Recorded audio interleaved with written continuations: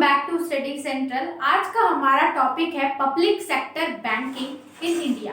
अब reserve Bank of India और उसके फंक्शंस तो हमने कवर कर लिए हैं, उसकी पूरी प्लेलिस्ट का लिंक मैंने डिस्क्रिप्शन में दे दिया है, आप जाके उसको चेक कर सकते हैं। अभी हम लोग जो करेंगे वो public banking sectors in India other than reserve Bank of India और कौन से पब्लिक बैंकिंग सेक्टर्स हैं। तो स्टार्ट करते हैं। वेरी फर्स्ट और वेरी फेमस आप सबको पता होगा the state Bank of India. ये है स्टेट बैंक ऑफ इंडिया। अब ये स्टार्ट कैसे हुआ था? तो एक ऑल इंडिया सर्वे कमेटी थी, इन्होंने 1954 को रिकमेंड किया था कि एक स्ट्रॉन्ग बैंकिंग सेक्टर होना चाहिए, इंटीग्रेटेड, मतलब सारे इंडिया का स्पॉन्सर्ड या पूरे इंडिया की एक्टिविटीज मिला के उसको रिप्रेजेंट करे, चाहे वो ट्रेड हो, चाहे कॉमर्स हो, या किसी भी फील्ड में वो इंडिया को रिप्रेजेंट करे और फाइनेंस प्रोवाइड करे, वो बैंक तरह की हो। ये इन्होंने कमेटी ने सजेस्ट किया और इसी कमेटी को मद्देनजर रखते हुए एक बैंक एस्टैब्लिश हुई जिसका नाम हमने रखा imperial bank of India. Imperial क्या हुआ? Imperial bank of India. लेकिन जुलाई 1 1955 में इसको कन्वर्ट कर दिया स्टेट बैंक ऑफ इंडिया। इसके साथ साथ बहुत सारी ऐसे ही State Bank of Bikaner, Punjab, State Bank of Punjab, State Bank of, ये अलग अलग सिटी के नाम से बैंक आई, लेकिन अभी हम लोग इंटीग्रेट करके उसको नाम से बुलाते हैं स्टेट बैंक ऑफ इंडिया। तो ये थी history of public banking sector. अब ये बहुत सारे सेक्टर्स पब्लिक बैंकिंग के संभालती है और बहुत ही अच्छा परफॉर्मेंस रहता है स्टेट बैंक ऑफ इंडिया। तो देखते हैं, all India survey committee in the year 1954 recommended one strong integrated state sponsor. ठीक है, वन स्टेट का स्पॉन्सर हो जाए, spread all over the country, और वो पूरी कंट्री में फैल जाए। उसका पहला क्या आया था? इंपीरियल बैंक ऑफ इंडिया इसका नाम रखा गया था, लेकिन जुलाई में इसको state Bank of India convert कर दिया और यही स्टेट को रिप्रेजेंट करे, जैसे स्टेट ऑफ बीकानेर और बहुत सारे एग्जांपल्स आए थे।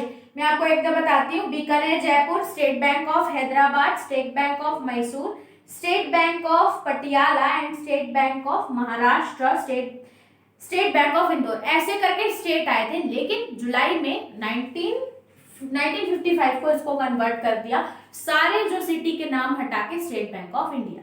तो फर्स्ट पब्लिक बैंकिंग सेक्टर हमारा स्टेट बैंक ऑफ इंडिया। उसके बाद बहुत सारे कमर्शियल बैंक अभी भी एग्जिस्ट करते हैं, इनको नेशनलाइज्ड कर दिया गया था। ठीक है, टोटल 19 बैंक्स थे जिनको नेशनलाइज किया गया था।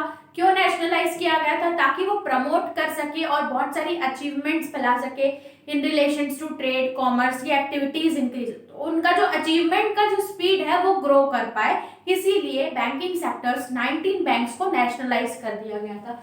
कुछ बैंक्स जिनको नेशनलाइज किया गया था वो है central bank of India, bank of India, Punjab national bank, bank of Baroda और यूनाइटेड कमर्शियल बैंक्स, इनको नेशनलाइज कर दिया गया। उसके बाद आती है schedule bank.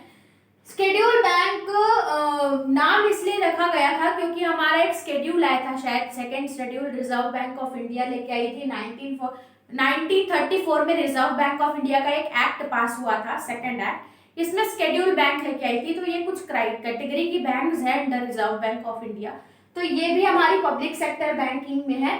Those banks which has been included in second schedule of Reserve Bank of India as per कौन सा एक्ट? 1934। ये सारी बैंक्स को हम लोग शेड्यूल बोलते हैं, जो शेड्यूल बैंक्स बोलते हैं, जो कि सेकंड शेड्यूल है ना रिजर्व बैंक ऑफ इंडिया, उसमें आती है। उसके बाद कोऑपरेटिव बैंक्स तो आपको पता ही होगा। कोऑपरेटिव बैंक्स कब से चली आ रही है? सिंस 20th सेंचुरी में, और ये 3 टायर बैंक्स होती है, जैसे कि अर्बन, रूरल, ये सब चलती है। वैसे डिस्ट्रिक्ट लेवल, स्टेट लेवल और पंचायत, रूरल एरियाज के भी ऐसे 3 टायर रहती है।